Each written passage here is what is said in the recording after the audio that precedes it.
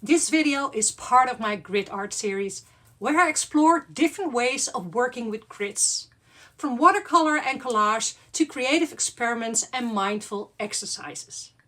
And if you're curious about grid art, you will find the full playlist link below. And today we are exploring constraints. This constraint is circles. It's just circles, so I'm going to make dots, small circles, big circles, overlapping circles, everything that has something to do with circles actually. So I think I just start off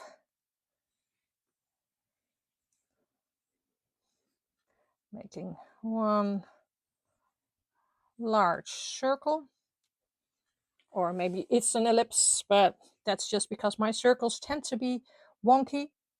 And what if I just make half a circle here, half a circle here? And that's my constraint today, but I think I'll keep my constraint also in the color because I want to work with blues. I am going to use some blues. Put it on a piece of paper. And I'm just going to make a circle 2 here. Now I'm going to fill this whole circle, and I am actually covering the tape, and that's fine because I like it when some things just go over the edge. Gives it a different interest. And yes, you are absolutely right. I am using watercolor and acrylics all in one page. Even when they're not dry or they are dry, it's totally okay, I think. Because it's about experiment, it's about play. Maybe something happens and maybe nothing will happen. Oh, forgot this one. You know what? This one's going to get its own circle.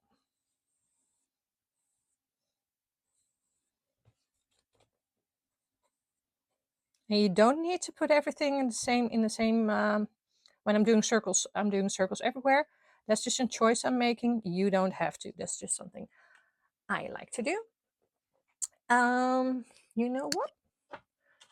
I'm sticking with acrylics. But what if I make a big circle going across all the pages, all the grids? This looks weird. This is not actually a circle, but what? I started off with a circle, so what if I just close the page? See what happens. Just pressing it down. Since the tape is sticking out, I can actually see where I was. It looks interesting. Not exactly what I wanted to make, but it looks interesting. Just gotta do. I'm just grabbing some light blue, and I am not rinsing my brush, so there might be some blue left over from the other acrylics that I used.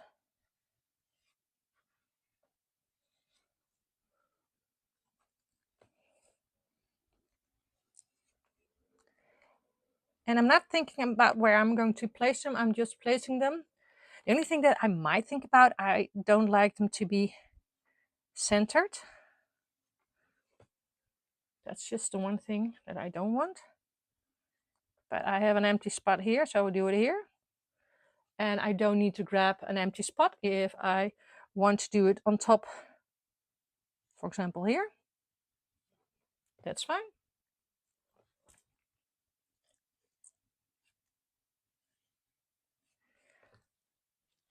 And what if I chose another medium? My tempera stick. Oh, I used it, I think, with green last time. It has a round shape, but since not everything is dry yet on the page and I'm being impatient and I want to keep on going, you don't really see circles, but it actually is a circle. So I count this as a circle. So I could paint circles, I can like dab circles, but of course I could also draw circles.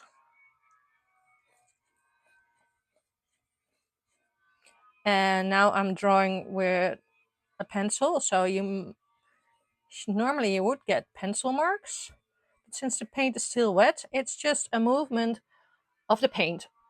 It looks horrible, actually. You know what? I'm going to dry this just with a hair dryer, just to see what I'm going to do on top.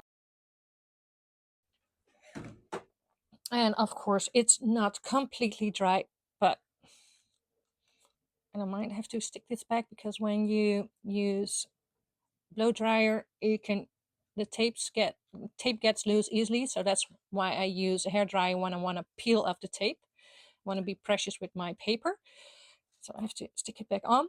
You know what? I also have like a kind of dotted stencil, so why not use a dotted stencil? And I said I would do blues, didn't I? What if I just want to add some gold? I mean, these are my own rules. I already have a restriction of the circle, so I'm going to use this. I'm going to get getting gold. And actually, I am going to use a makeup sponge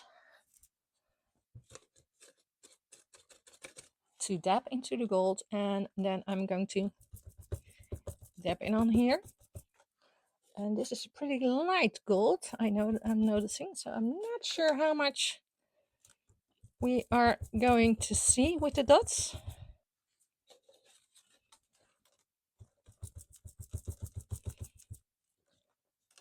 Oh, it still is some, you still get a little effect. That's fine. So the blue is still like the main player, the main character of my story, of this video.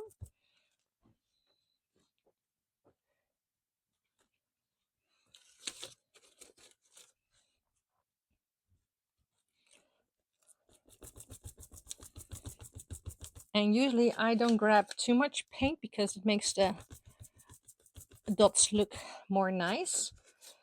But since the gold is really light, something that I can do like next time is try to add the white to the gold. So you get more expressive, and it gets, when you add white, it gets more opaque.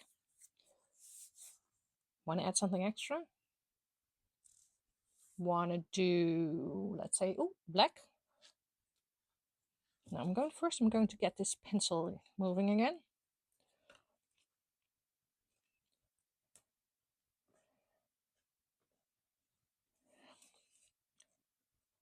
It looks black, but it's like Payne's gray, and Payne's gray is just a gray that has blue in it, so I think this will work.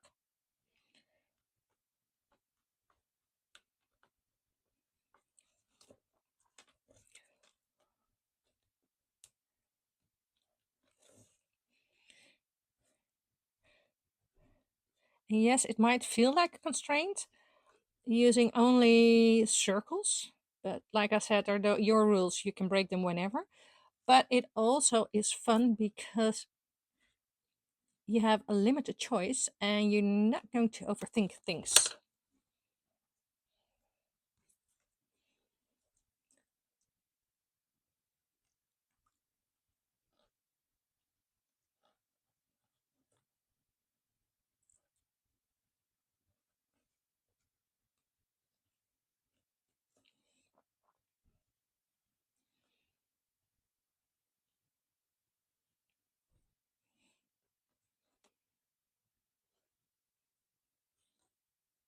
And usually, you see now I go 2 in each quadrant. And usually I work with uneven numbers, because uneven makes it more interesting.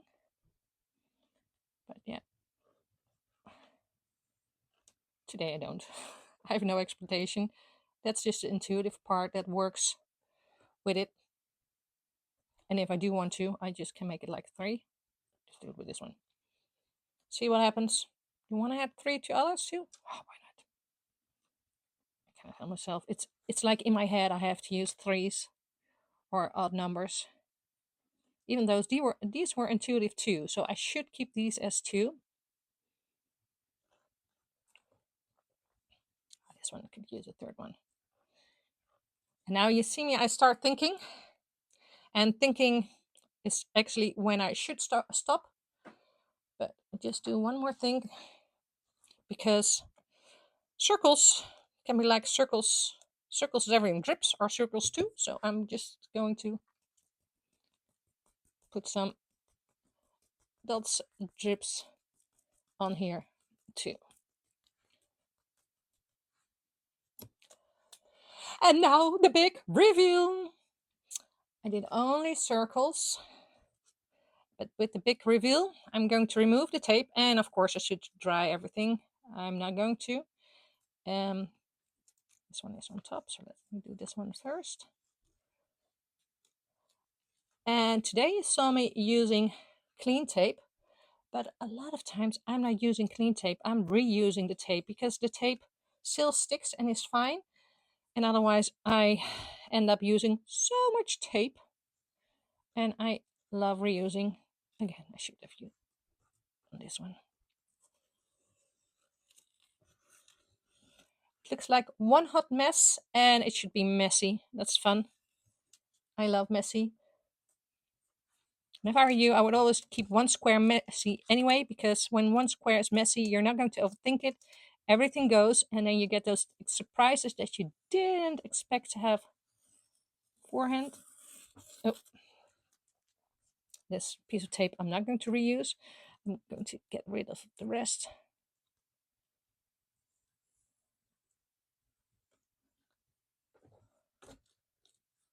And you see, I didn't even bother to fill up the whole square, because, or the rectangle, it is actually the whole grid, because leaving some things empty, sorry with this one, this gives it an interest. It's just the negative space is space as well, so never forget that.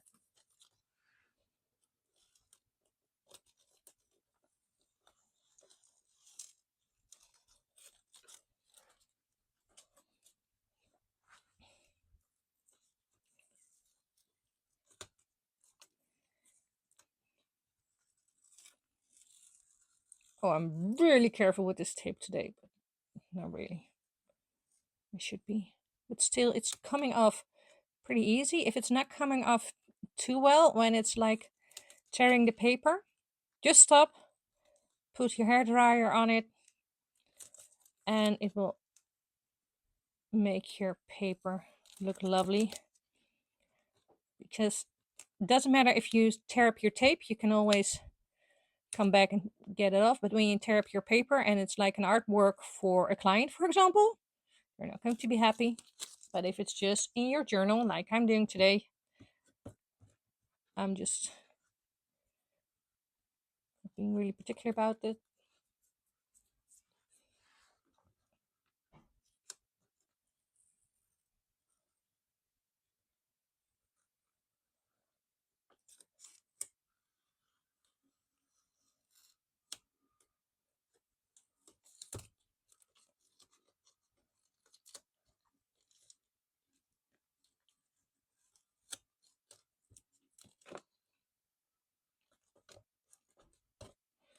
And one thing you should do when you take off your tape and your hands are still blue, please don't do this, because otherwise your page that you just really taped off really carefully gets blue too.